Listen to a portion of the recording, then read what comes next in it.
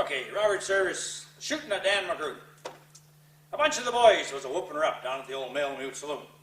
The kid that looks after the music box was playing a jag-time tune.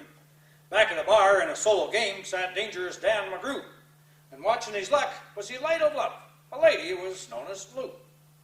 When out of the night, which was 50 below, and into the din and the glare, there stumbles this old miner, fresh from the creeks, dog dirty, yes, but loaded for bear.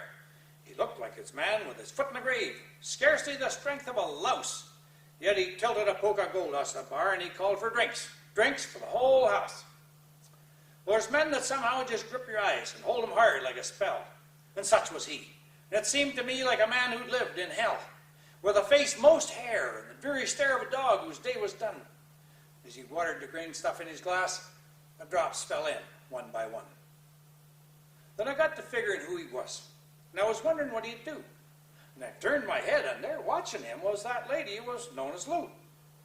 Well, his eyes went rubbering around the room. He seemed in a kind of a daze, until at last the old piano fell in the way of his wandering gaze. The jag-time kid was having a drink. There was no one else on the stool. So the stranger stumbled across the floor, and he flopped down there just like a fool. But in a buckskin shirt that was just glazed with dirt, he sat, and I saw him sway, but he clutched the keys in his talon hands. My good God, but that man could play. Have you ever been out in the great alone when the moon was awful clear, and the icy mountains hemmed you in with a silence that you most could hear, and only the howl of a timber wolf? You camped there in the cold, a half-dead thing in a stark, dead world, clean mad for that muck called gold, while high overhead, green, yellow, red, the northern lights swept in bars. Then you've a hunch of what the music meant.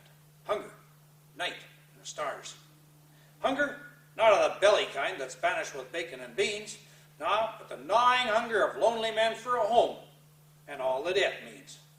A home far from the cares that are, of four walls and a roof above, but oh so crammed full of cozy joy, and then crowned with a woman's love.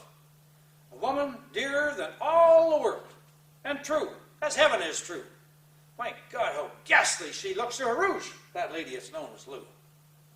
And on a sudden, music changed.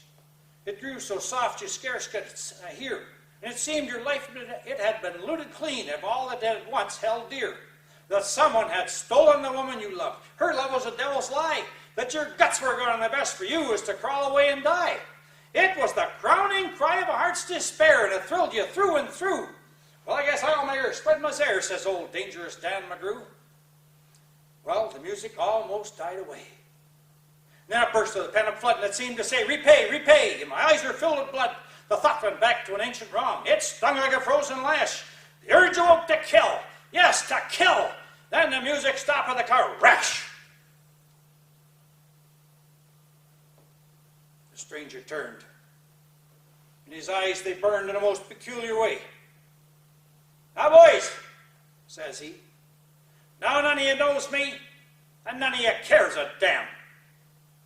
But I want to state, my words are straight, and I'll bet you my poke that they're true.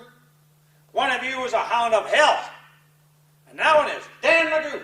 Well, I left my head when the first shots rang out. Two guns blazed away in the dark.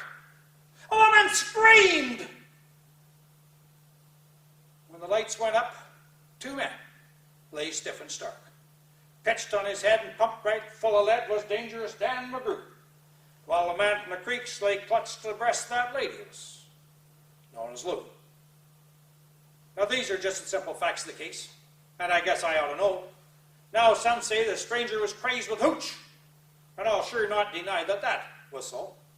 Now I'm not so wise like those lawyer guys, but strictly between this group, the lady that kissed him and then pinched his poke was that lady who was known as Lou.